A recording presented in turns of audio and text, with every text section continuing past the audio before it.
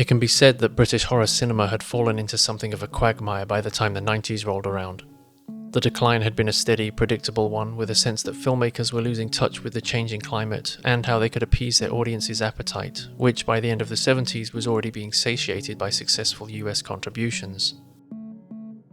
In the aftermath of champion production houses such as Hammer and Amicus closing their doors, few directors or studios tried to adapt in a way that matched the mood of the audience. The old formulas no longer held the same power, and the genre drifted without a clear identity. There were greater repercussions to come. Margaret Thatcher's government brought heavy cuts to the arts, and this took a toll on the wider British film scene. American investment, which had helped support a number of British productions throughout the previous decade, began to dry up. At the same time, cinema attendance was already falling, with audiences turning more and more to American films and the growing home video market. The dawn of VHS meant that home video began to thrive, but this soon caught the attention of the conservative nanny state, and in the beginning of the 80s signalled a death knell of sorts for the extreme end of the horror genre. The term video nasty was coined for the more gruesome horror productions that had been previously released with no censorship. To tackle this perceived menace, the 1984 Video Recordings Act demanded that all films intended for release had to appear before the BBFC for certification. This made horror a risky genre, with British broadcasters such as the BBC and Channel 4 almost ignoring it altogether, and the British press making sure that no controversy went unreported. Financial backing began to improve British cinema output by the end of the 80s and into the early 90s, when organisations such as British Screen Finance, Channel 4 and the National Lottery pumped funds back into the arts. However, the genre was still largely overlooked, and audiences were responding better to the crime thrillers, romantic comedies and action films churned out by major Hollywood studios. With few avenues for the horror scene to thrive in, much of the 90s placed its faith in a younger generation of filmmakers who took advantage of the no-budget straight-to-video market.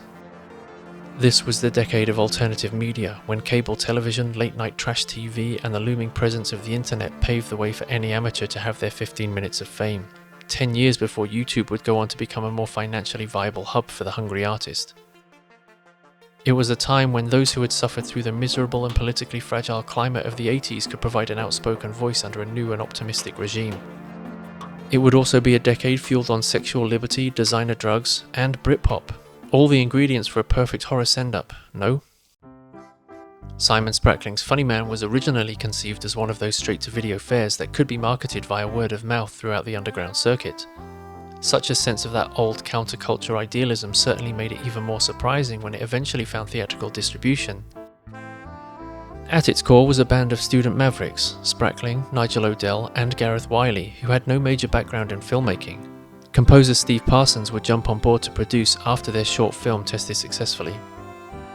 They were part of a generation caught up in the uncertainty of New Labour, where teen-targeted pop bands and a heavy rave and drug scene were at their apex, the kind of which would gain further traction after being successfully satirised by the likes of Chris Morris and Danny Boyle just a couple of years later.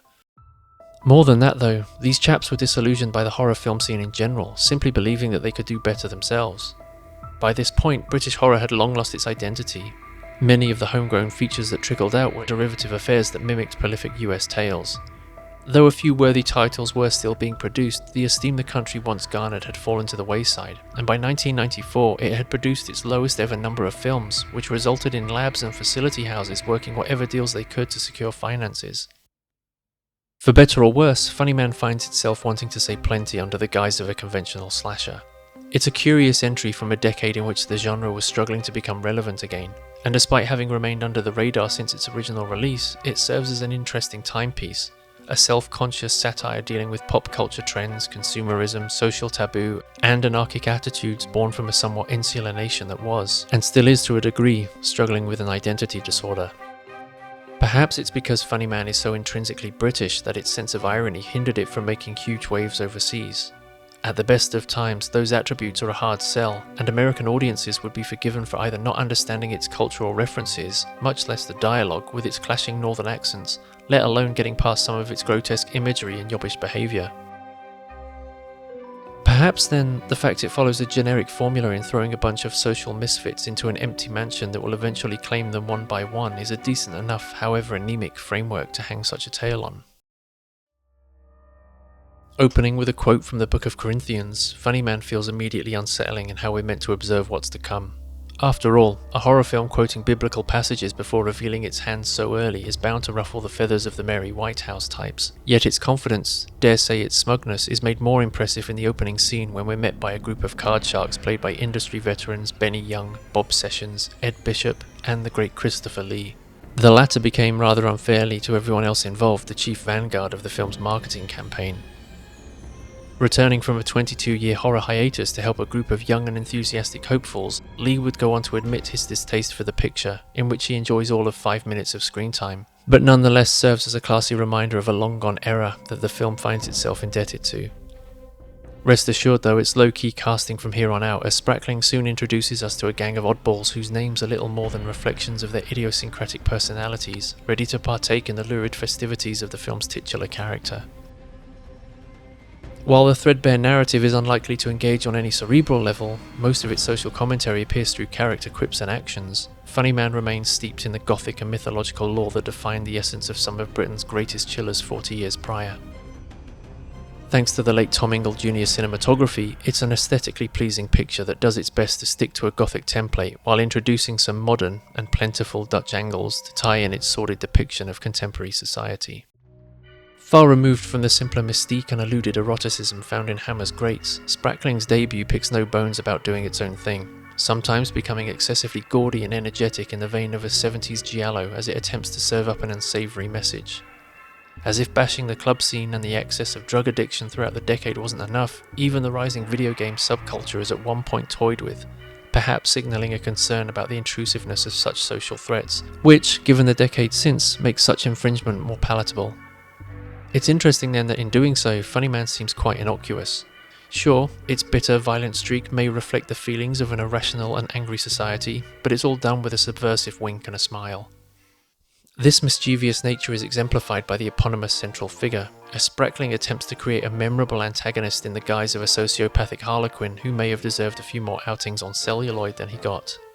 The Funny Man himself, portrayed by Tim James under some impressive prosthetics, is the film's trump card, firing off one-liners with childlike abandon as the film cuts through a series of vignettes in which each character is ironically and creatively bumped off.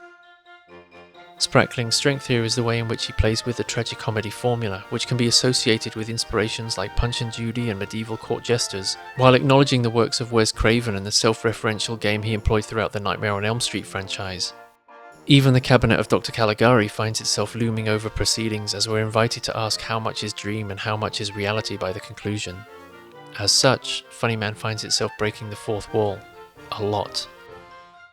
Like some of the film and theatre productions it lampoons, the viewer is encouraged to participate in the Funny Man's greatest pantomime, which becomes so farcical that despite its impressive gore effects and efforts to tackle taboo issues, it's simply too absurd to ever be truly terrifying.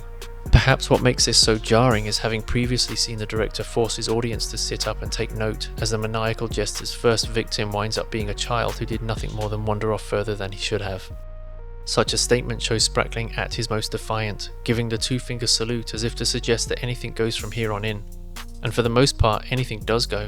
If rules were meant to be broken, Funny Man works hard at breaking them. It's an indelibly weird production, which producer Nigel Odell once cited as being a Nightmare on Elm Street meets Monty Python and the Holy Grail. You name it, from John Waters and Sergio Leone to Hanna-Barbera, there's a lot of culling going on here. But, if you're going to cull from the best. Simon Sprackling says of his debut feature that it ended up becoming a misunderstood piece of work amongst critics and audiences. This may be true. To use a worn cliché, it's certainly a product of its time, but there's still a place for it during an era in which British horror was in desperate need of insurgents. At the time of its release, the British media was again fanning the flames of the video nasty furor after the brutal murder of toddler Jamie Bulger reopened old wounds and initiated an outcry across the nation to remove a number of violent films from store shelves.